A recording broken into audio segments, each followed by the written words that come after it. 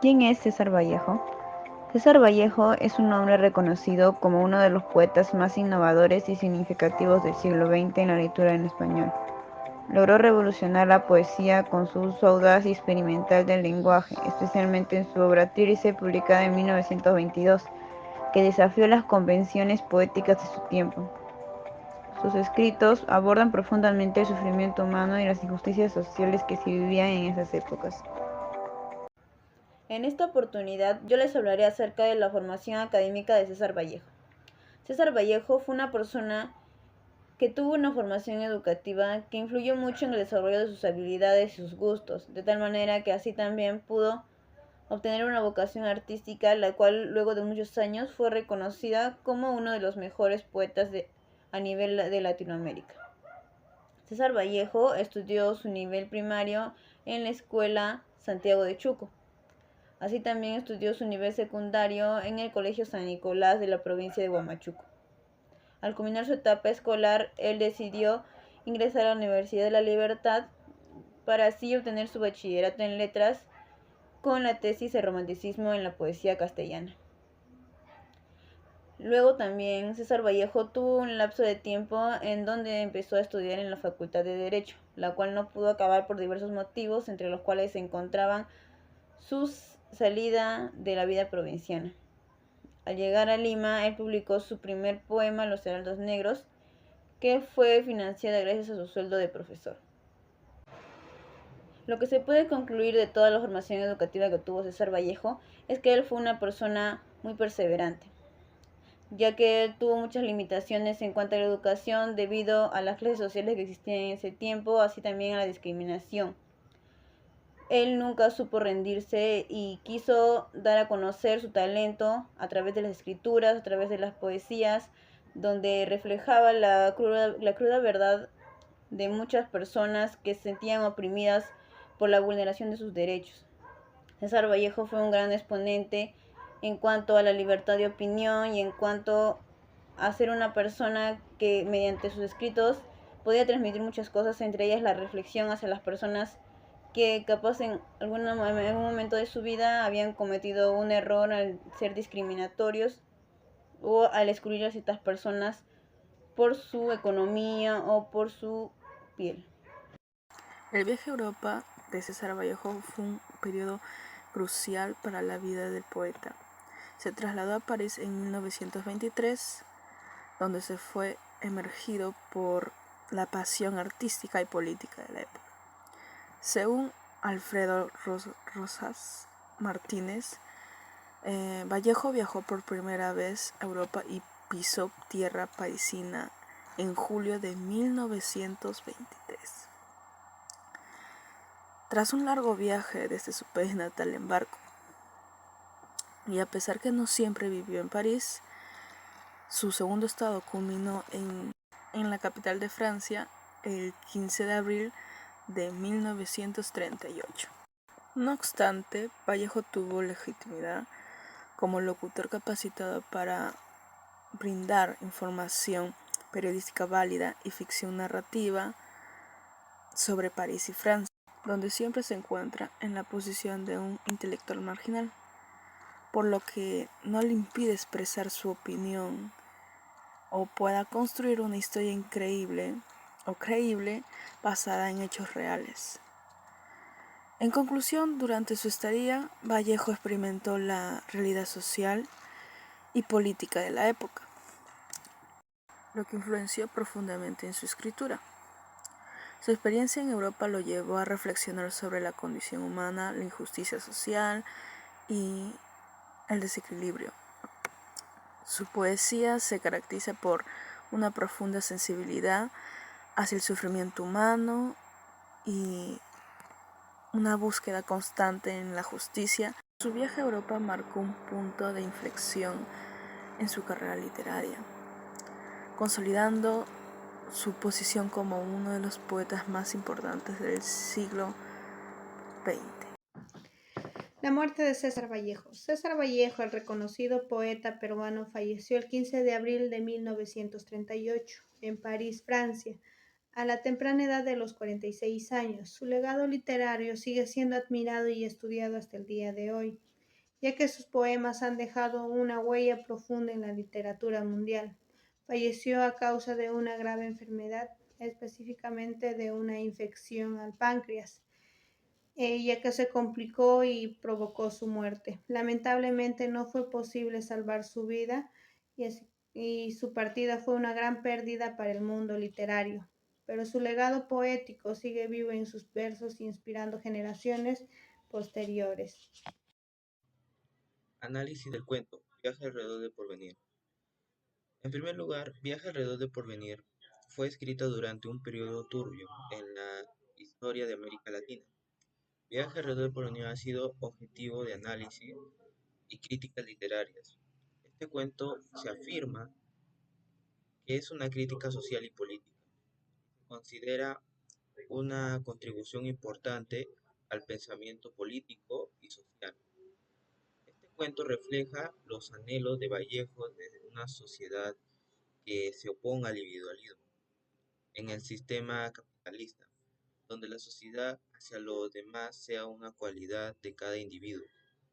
Además, el poeta refleja y habla sobre el lenguaje que usa Vallejo con respecto al ser humano y asume que el lenguaje usado viene a ser de la mecánica del progreso.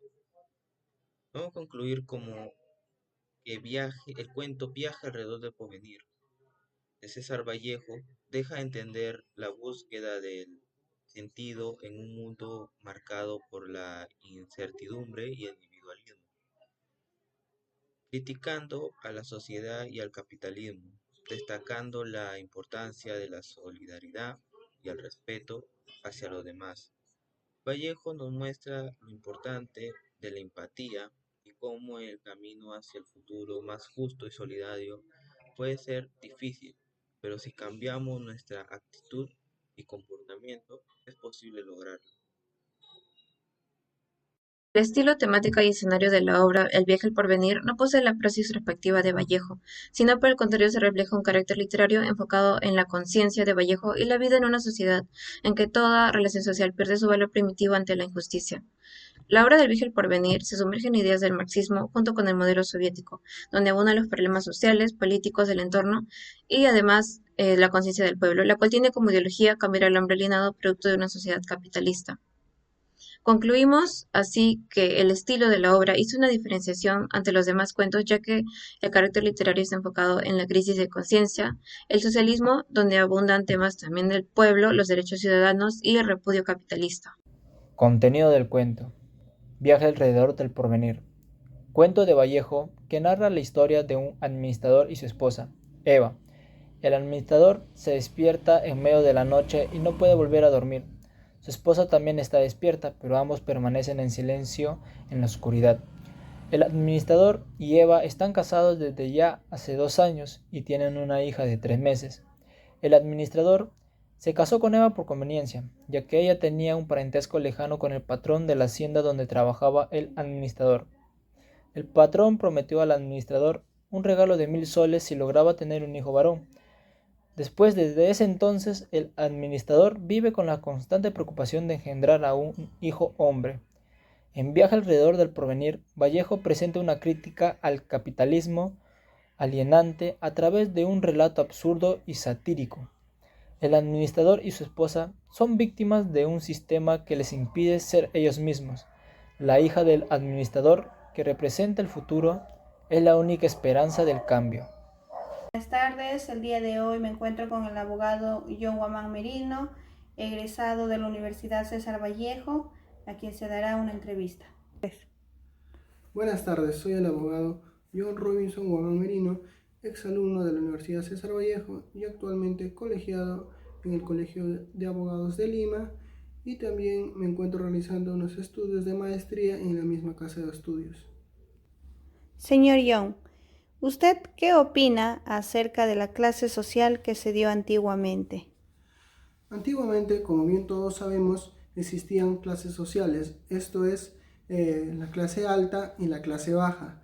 En la clase alta pues estaba conformado por personas adineradas o familias adineradas, y la clase baja estaba por personas donde no tenían mucha economía o de recursos económicos bajos, donde existía mucha diferencia, ¿no? Donde tenían muchas atribuciones los de alta sociedad y los que no tenían mucho dinero pues eran los más marginados en aquellas épocas.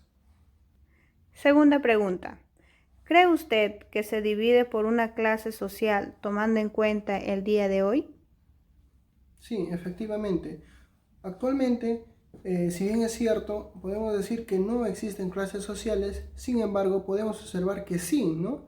En donde la clase alta tiene mayor favoritismo, sin embargo, la clase baja aún carece, ¿no? Carece de muchas cosas, como por ejemplo, hoy en día podemos observar en los cerros, si bien es cierto, en la Constitución menciona que todos tenemos derechos, ¿no? Sin embargo, ello no se cumple. Por ejemplo, en los cerros, hoy en día podemos observar que no, muchas personas carecen de agua, carecen de muchas cosas. Sin embargo, los que viven, los ciudadanos de a pie acá en la ciudad, podemos observar que ellos sí tienen, ¿no? Los servicios básicos. Señor Young, vamos con la tercera pregunta. ¿Considera usted que antiguamente habían leyes o normas que favorecían a las mujeres que eran obligadas a casarse? Antiguamente, como bien sabemos, las mujeres no tenían los mismos derechos que los hombres, ¿no? En tal sentido, estas eran sometidas, pues, ¿no? A que se casaran con el mejor postor. Esto quiere decir que los hombres iban, pues, ¿no? En este caso, con mejores dinero, mejor adinerado, mejores cosas, ofreciendo, pues, a los padres de estas mujeres a fin de que se casasen. Y no existía una norma pues específicamente en el cual señalaba que no debían hacer caso a sus padres. Sin embargo, hoy en día pues la mujer desde que goza tiene derecho, ¿no? En este caso es mayor de 18 años, ya puede tener libre consentimiento de casarse con quien mejor le parezca, ¿no? O con quien mejor le convenga, ¿no? Eso es lo que señala nuestro Código Civil, el cual se encuentra estipulado en la norma, ¿no? Donde todas las personas tienen derecho a rehacer su vida o hacer su vida, en este caso es casarse, ¿no? Ya sea hombre o mujer. Cuarta pregunta, señor Young. ¿Considera que las leyes respaldan todos los derechos que se vulneran hoy en día? Bien, hoy en día atravesamos por una crisis, ¿no? Crisis debido a que existe mucha inseguridad. Entonces nosotros no tenemos la garantía de nosotros poder andar libremente en las calles hasta altas horas de la noche. ¿Por qué? Porque no existe la seguridad. El Estado no es capaz ya que las autoridades no nos brindan pues la seguridad que nosotros merecemos, ¿no?